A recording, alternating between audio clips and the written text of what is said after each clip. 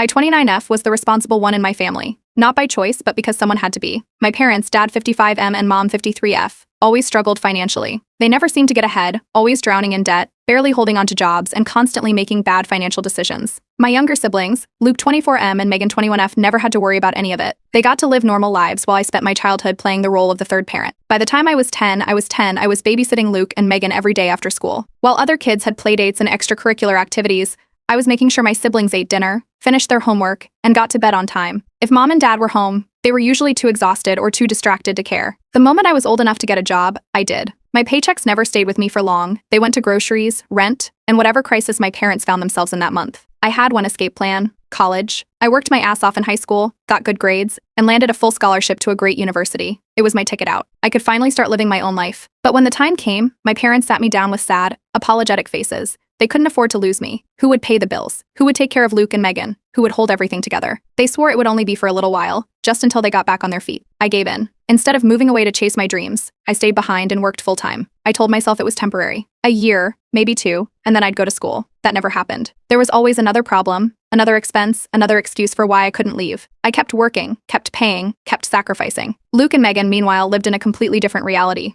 They got new clothes, had school trips fully paid for, got to hang out with friends, and never had to worry about money. The same parents who told me there was nothing left for college somehow managed to send Megan on an international trip with her class. Years passed. I went from a part-time cashier to juggling multiple jobs, working late nights and weekends, while my parents barely worked at all. If they had money, they spent it on things they didn't need: takeout, new furniture, a family trip I wasn't even invited to because I was too busy working. Every time I brought it up, they'd remind me that I was the eldest, that family takes care of each other, that I was lucky to have a roof over my head. If I ever hinted at wanting to move out, they acted like I was abandoning them, like I was the worst daughter in the world. The worst part? I believed them. I turned down a promotion because it required travel and the family needed me here. I refused a better job offer in another city because my parents begged me not to leave. I lived paycheck to paycheck, not because I was irresponsible, but because I was covering rent, groceries, and bills while my parents barely contributed. Every time I thought I'd finally saved up enough to move out, something came up: an unexpected expense, a late bill, another excuse. Then, one day, everything changed. I got home from work and found my parents sitting in the living room, waiting for me. They had serious expressions, the kind that made my stomach sink. Dad handed me a piece of paper. It was a breakdown of the household expenses. He looked me straight in the eye and said, "We need you to start paying more."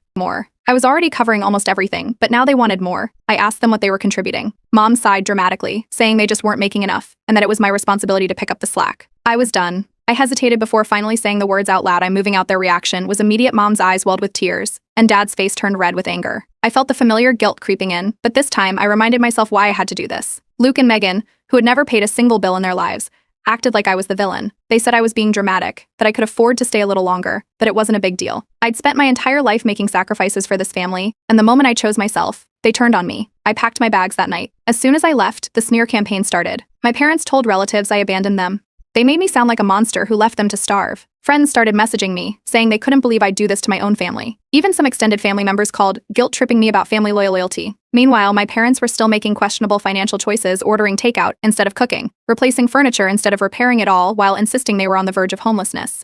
It made me wonder just how deep their financial struggles really were. For the first time in my life, I was free, but the weight of their manipulations still lingered. I spent years believing I was responsible for them, that I had to fix everything. Now that I was gone, I had to wonder, would karma finally catch up to them? Or would they find a way to pull me back in? The silence didn't last long. Less than a week after I moved out, the messages started rolling in. Some were from mutual friends, asking why I had just up and left my family in crisis. Others were from extended family, calling me heartless for turning my back when my parents needed me most. My mom had been busy spreading her version of events, and according to her, I had selfishly abandoned them with no warning, leaving them on the verge of homelessness. Then came the financial threats. Mom sent a long, dramatic voicemail saying they were going to be evicted soon because they couldn't survive without my help. Rent was due, bills were piling up, and it was my fault they had no way to pay. A day later, Luke and Megan jumped in. Luke's message was short and angry. He told me I had ruined the family, and that I was disgusting for watching them suffer. Megan's was more guilt-trippy, rambling about how she was so stressed trying to help but couldn't do it alone. The same siblings who never lifted a finger to help before were now demanding I step back in. At first, I ignored it, but the pressure didn't stop. My phone buzzed constantly. Relatives, family friends, even people I barely spoke to were messaging me about how selfish I was. Some of them sent long paragraphs about how family is everything and how my parents sacrificed so much for me. Others weren't as subtle, straight up calling me a terrible daughter. Then, Mom dropped the health crisis card. Another voicemail. This time she sounded weak and breathless, claiming she was in bad shape and that stress was taking a toll on her heart. She said she needed me to come back, at least to help them get through this rough patch. Something felt off. I called her doctor's office and asked if there was any recent emergency. The receptionist, confused, checked the records and said everything was normal. Mom hadn't even had an appointment recently. That was all I needed to know. I sent a short message saying I hoped she was okay, but I wasn't coming back. That was the last time she used the health scare angle, at least directly. Then she took things to a new level. One afternoon, my boss called me into his office. He looked concerned, holding his phone in his hand. Apparently, my mom had called my workplace, claiming that I had abandoned my sick and elderly parents and that she was worried about my behavior. She made it sound like I was reckless, unstable, like I was making terrible decisions that could impact my job. Luckily, my boss saw right through it. He reassured me that my personal life was none of their business and that they wouldn't entertain any more calls from my family. He even joked that he'd had a few wild relatives himself and knew how manipulative people could be. That was the first time in years I felt like someone was actually on my side. But my parents weren't done yet. I started seriously considering changing my number, but before I could, my dad showed up at my apartment. I was getting home from work when I saw him standing by my door, arms crossed. The moment he saw me, he launched into a speech about how I was disrespecting them, how I was ungrateful for everything they had done, and how, as the eldest, it was my duty to take care of the family. I told him I wasn't discussing this, and he needed to leave. He didn't take that well. He raised his voice, calling me selfish, saying I wasn't a real daughter if I could just walk away like this. Neighbors started peeking out their doors, watching the scene unfold. I stood my ground. I told him to leave or I'd call security. That set him off even more. He shouted that I would regret this, that I was humiliating him, that I was tearing the family apart. When I pulled out my phone to call someone, he stormed off, swearing under his breath. That was the last straw. I bought a security camera the next day and installed it outside my apartment. Then, I blocked my dad's number. A few days passed.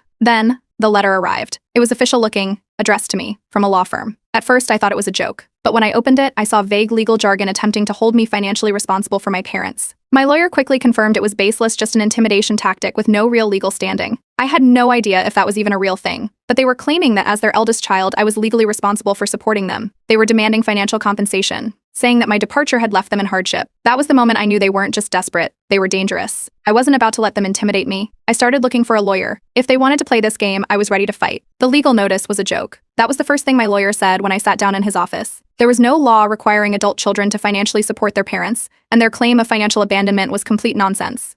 He actually laughed while reading the letter. He told me it was an intimidation tactic, one that had no chance of holding up in court. That should have been the end of it. But my parents weren't going to let go that easily. I decided to post my story online anonymously, just to get it off my chest. I detailed everything: the years of sacrifices, the guilt tripping, the entitlement, and now the legal threats. I didn't expect much, but the response was overwhelming. Thousands of people shared similar stories. The comments were filled with support, telling me I had done the right thing. A few legal experts even chimed in, confirming what my lawyer had already told me: my parents had no case. Then, something unexpected happened. A relative I barely spoke to reached out privately. They had seen my post and connected the dots, realizing the story sounded a little too familiar. They wanted me to know the truth. My parents weren't struggling as much as they claimed. They had money. Not a lot, but definitely enough to survive. My relative had seen them dining out multiple times in the past month. They had also heard about my mom buying new clothes and my dad spending money at a liquor store. Meanwhile, they were telling the entire family they were on the verge of homelessness. I did my own digging. It turned out my parents were still spending money as if nothing had changed. They weren't saving, weren't looking for better jobs, and definitely weren't making any sacrifices. They were just hoping I'd break down and come back. Luke and Megan weren't any better. They both had jobs, decent ones, actually, but neither of them were helping. They had fully expected me to handle everything, and now that I was gone, they didn't want to step up. Word started spreading. Some extended family members who had initially sided with my parents began questioning things. They started asking where all the money was going. My dad didn't take that well. At a family gathering, one of my aunts outright confronted him. She asked how they were so broke when they were still spending money on unnecessary things. She called them out in front of everyone, pointing out the inconsistencies in their story. He exploded. He started yelling about how I had brainwashed everyone and that they had no choice but to keep spending because they were stressed. He claimed I had forced them into this position. The whole thing turned into a screaming match, and my parents stormed out after my aunt refused to back down. The next day, I got another message from Megan. She was panicking. She said people were starting to turn against them, and now she and Luke were the ones dealing with all the pressure. She didn't apologize, just complained that everything was falling apart. Then, my mom tried one last desperate move. She faked another health crisis. This time it was serious. She told family members she had been hospitalized. I got bombarded with messages, people telling me to put my grudge aside and go visit her. I called the hospital. They had no record of her being admitted. When I told my relatives to check before believing her, a few of them actually called her out. She backtracked quickly, claiming she had been seen by a doctor but wasn't officially admitted. That was enough for most people to finally stop believing her lies. Even Luke and Megan started distancing themselves. They stopped defending our parents so aggressively. Instead, they started complaining about how they were being burdened now that I was gone. Luke even admitted he was running out of money because our parents kept asking for handouts. Then, karma hit. Their landlord served them an official eviction notice. They hadn't been paying rent on time, and with no one bailing them out, it finally caught up to them. They had a few weeks before they had to leave. That's when my parents came crawling back. The messages turned from angry rants to pathetic pleas. They begged me to help them just this once. My mom even sent a voice message, sobbing about how they had nowhere to go. My dad tried to guilt trip me, saying I was leaving my own family out on the streets. I didn't respond. Then, they did something I never expected. I got a call from my bank about a suspicious loan application in my name. I never applied for a loan. The bank told me the application came from my parents' home address. They had tried to take out money using my information. I had no choice. I called my lawyer again. This wasn't just manipulation anymore. It was fraud. And I wasn't going to let them get away with it. The call from the bank came early in the morning. A loan application had been flagged as suspicious. The bank wanted to verify if I had applied for it. I hadn't. I asked where the application came from. The representative hesitated before confirming that the address listed was my parents' home. I left work early and went straight to the bank. The fraud department pulled up the application. Someone had used my personal details, full name, date of birth, even my social security number, to apply for a loan. The signature on the form was a terrible attempt at copying mine. It was identity theft. The bank immediately flagged the application and started their investigation. They told me to file a police report. There was no doubt about who was behind it. I drove straight to the police station. Filing the report was easier than I expected. I provided the loan application details, the address linked to it, and the forged signature. The officer handling the case didn't seem surprised. Apparently, fraud cases like this weren't uncommon. But when I explained that my own parents had done this, he raised an eyebrow. An investigation was opened. Within hours, the fallout began. Luke and Megan found out almost immediately. First, a string of missed calls, then messages. Luke accused me of going too far. Megan sent a voice note, her voice shaky, saying I was putting mom and dad in danger over something that wasn't a big deal. My parents made their move next. A voicemail from my mom. She was crying, saying it was a mistake, that they were just desperate, that they didn't mean to hurt me. Then my dad, his tone cold and serious, saying this was going to destroy the family and that I needed to drop it. I didn't respond. I went straight to my lawyer. He didn't sugarcoat it. This was serious. Forging a signature for financial gain wasn't just wrong, it was illegal. He explained that my parents could face real consequences, including criminal charges. He asked if I wanted to press forward. I didn't hesitate. I was done being manipulated. Then, the extended family got involved. Some took my parents' side immediately. They called me cruel, saying I was sending my own parents to jail. One uncle told me I would regret this when they were gone. Others, however, finally saw the truth. My aunt, the one who had confronted them at the family gathering, called me. She told me she was proud of me for standing up for myself. She said my parents had been lying and taking advantage of me for years, and it was about time they faced consequences. My parents, sensing they were losing control, tried another approach. They begged. Messages flooded in. My mom, pleading for another chance. My dad, saying they'd never do anything like this again. They claimed they were scared, that they'd be homeless if this continued, that I was making a mistake. I ignored them. Then, Luke and Megan snapped. Megan posted a long, dramatic message on social media. She talked about family betrayal, about how she couldn't believe what was happening. She made it sound like I had attacked them for no reason.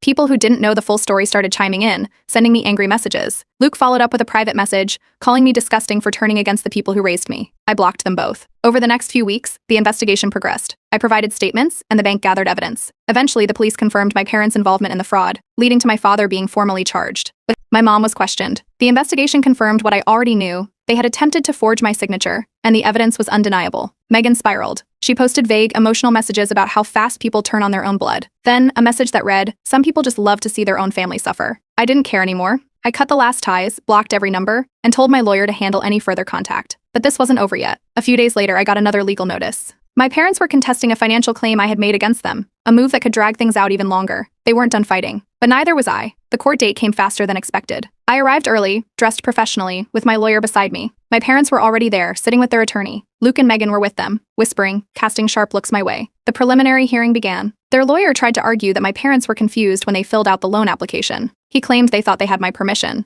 that this was all just a misunderstanding. He painted them as desperate, loving parents who had no malicious intent, just a moment of poor judgment. Then, the bank's evidence was presented. The documents with the forged signature, the flagged application, the proof that my parents had repeatedly attempted to apply for financial assistance in my name. The investigator from the fraud department gave a detailed report, stating outright that this was deliberate identity theft. There was no confusion. The judge saw right through their act. Luke and Megan sat stiffly, their faces unreadable as the reality of the situation set in. My parents had nothing to stand on. Every excuse was dismissed.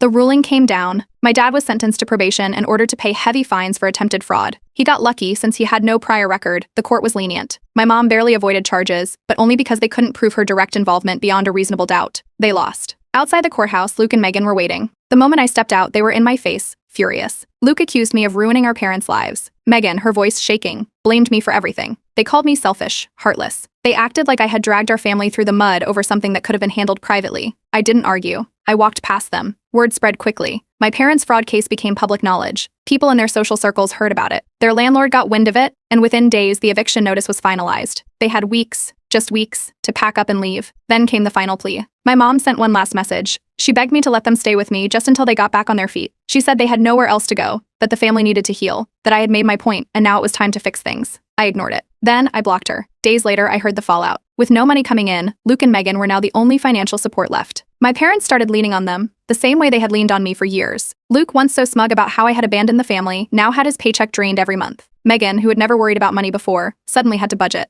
They were drowning, and I felt nothing. I moved forward. The weeks of drama, the years of sacrifice, the endless manipulation, it was all over. For the first time in my life, I was free, and I was never looking back. Cutting them off was the easiest thing I had ever done. For years, I had been the one holding everything together, working nonstop, covering bills, sacrificing my own life so they could live comfortably. Now, they were on their own, and for the first time I could breathe. Days turned into weeks, and weeks turned into months. I focused on my job. Without the constant financial drain, I finally had money, real money that belonged to me. I applied for a promotion and got it. More pay, better hours, actual stability. I even started therapy, unpacking the years of manipulation and guilt that had been drilled into me since childhood. I was finally free. Meanwhile, my siblings were sinking. Luke and Megan had to step up, and they hated it. Their paychecks, which once went entirely toward their own wants, were now being drained by our parents. Rent, bills, food, it was all on them. A mutual friend, someone who still talked to them, reached out. Apparently, Luke was livid. He had been forced to take over rent payments after the eviction, and he wasn't handling it well. Megan was struggling too. She had never dealt with financial pressure before, and now it was all consuming. They weren't mad at our parents. They were mad at me. According to them, I had forced them into this situation. If I had just continued helping, they wouldn't be drowning right now. Their golden child status was gone.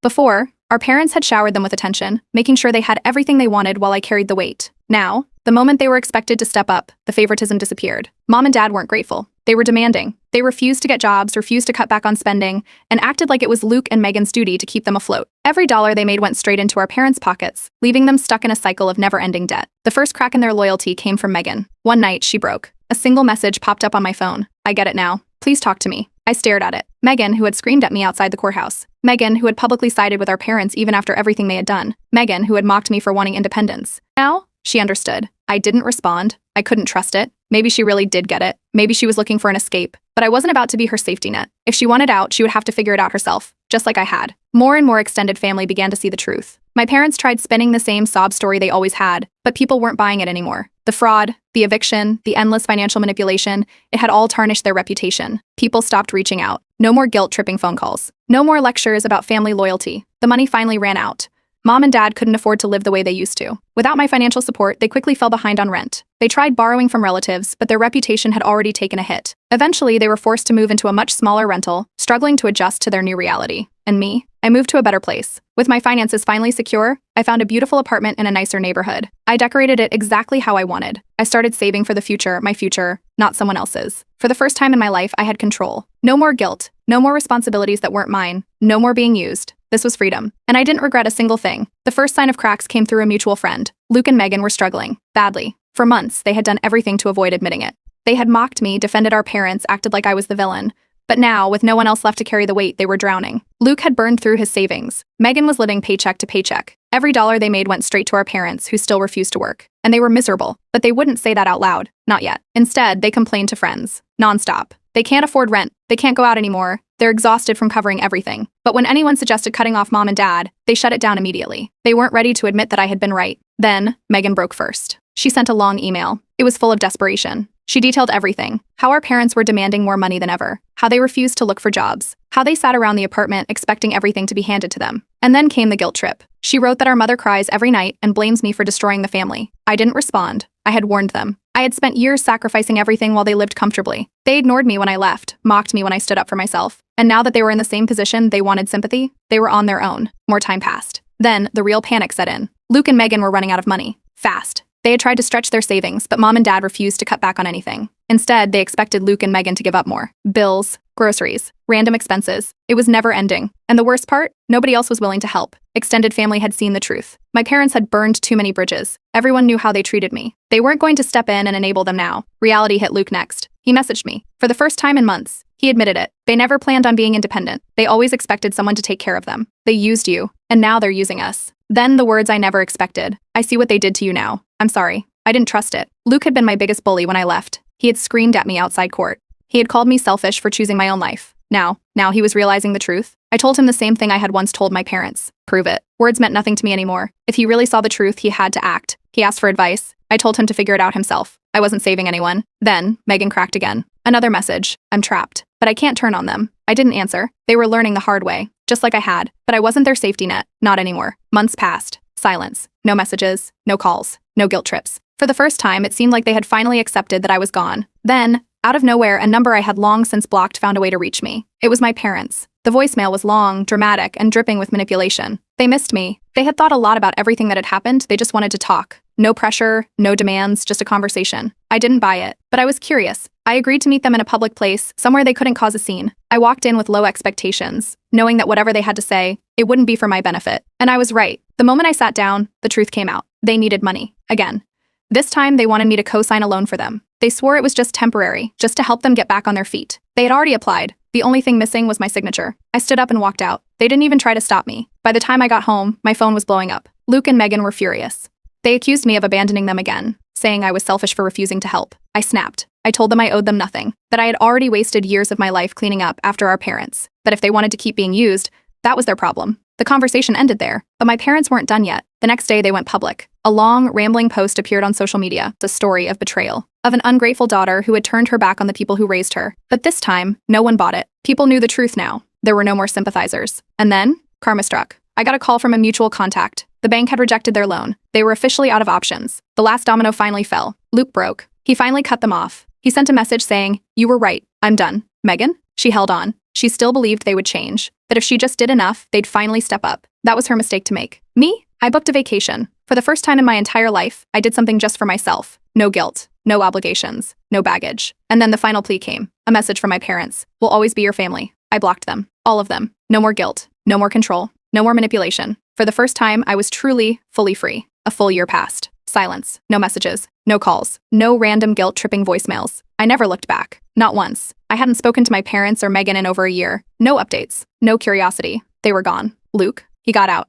Shortly after cutting off our parents, he packed up and moved out of state. He started over, new job, new place, new life. He reached out a few times, cautious, trying to repair what was left of our relationship. This time it felt real. There was no anger, no blaming, no begging for anything. He didn't want money or help, just a conversation. So I listened. For the first time, he admitted everything. How he had ignored the signs. How he had refused to see what our parents were. How, when I left, he had thought I was the villain, only to realize I had just been the first to wake up. He didn't expect me to forgive him overnight, but he wanted to try. I told him we'd see. Megan? She was still stuck. She hadn't left. She hadn't broken free. She had taken my place. Everything I had once carried, the bills, the rent, the burden of making sure our parents survived, was now on her shoulders. And our parents hadn't changed. Even with eviction looming, they resisted the idea of changing their habits. They barely looked for work, insisting they were too old or not qualified for most jobs. Instead of adjusting, they doubled down on trying to guilt their children into fixing their mess. The only difference? Their last golden child was running out of time. Megan had started cracking. A mutual friend told me she was exhausted, broke, that she had started questioning things, that she had even mentioned the idea of leaving. But she hadn't done it yet, because she still wanted to believe they would change. Then, the financial strain finally reached a breaking point.